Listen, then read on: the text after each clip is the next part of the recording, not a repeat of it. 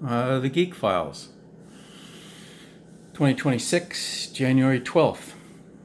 So, having a degree in general science from Waterloo before going to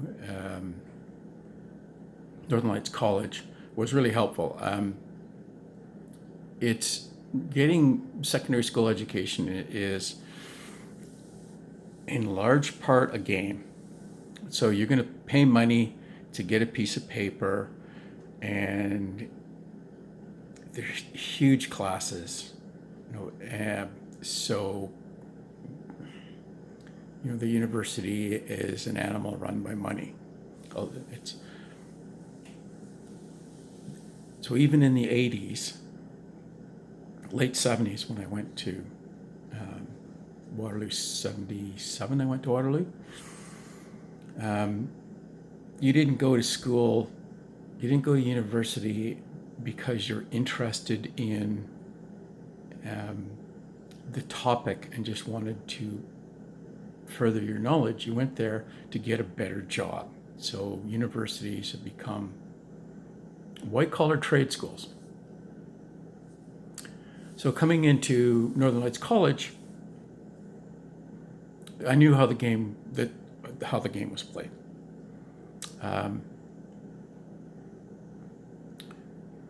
There was a set of 3 textbooks, trade paper sized textbooks that they were using, and each of these texts came with a study guide and an answer guide. Now, the 3 teachers, Mr. Birch, Doug Arnold, and Gordon Beach, they were busy. They had their hands full, so they gave multiple choice tests. Now, Mr. Hirsch was really smart. He was very knowledgeable.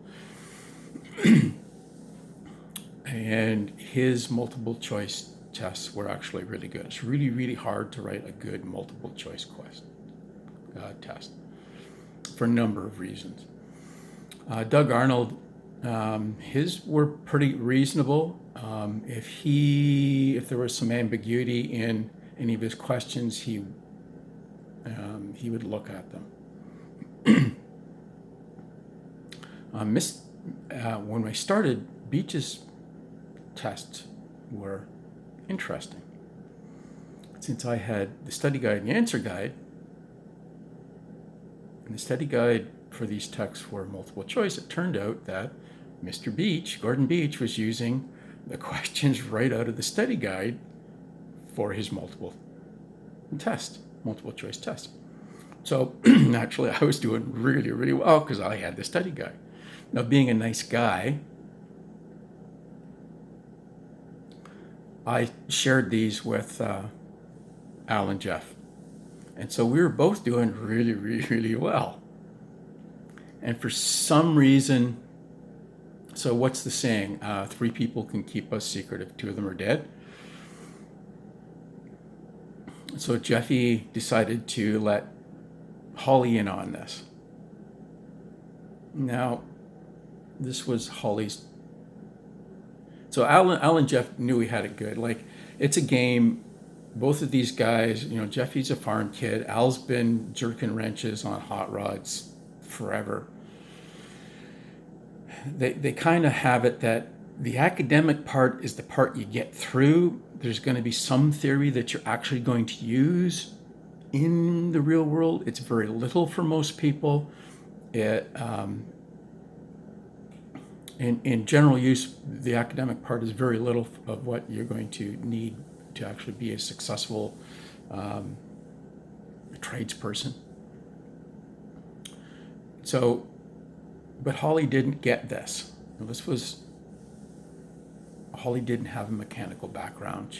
I don't know why Holly decided to become an aircraft mechanic, but she did. So she was really, so instead of so when Jeffy shared this information with Holly and started sharing the answers to the multiple guess questions, Holly got confused. And so instead of coming to us and going like, why is this the more right answer than this one being the more right answer? Because that's what multiple guesses are, is you have to pick the most right answer. So she went to Gordon Beach.